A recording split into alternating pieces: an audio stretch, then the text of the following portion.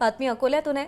अकोला जिल्ह्यातील तेल्हारा तालुक्यातल्या हिवरखेड इथे प्राथमिक आरोग्य केंद्रातील आरोग्य व्यवस्थेचा अक्षरशः बोजवारा उडालाय। केंद्र सरकारच्या आयुष्मान भारत योजनेमध्ये या आरोग्य केंद्राचा समावेश आहे। या आरोग्य केंद्राला सरकारनं आयुष्मान आरोग्य मंदिराचा दर्जाही दिलाय।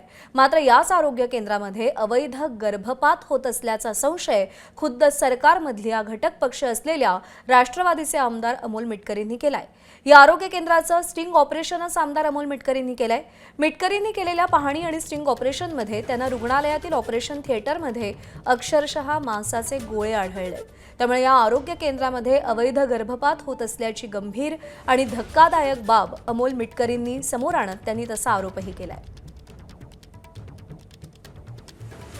गर्भपात तर इथं चालत नाही ना असा संशय मला स्वतःला यायला लागलेला आहे।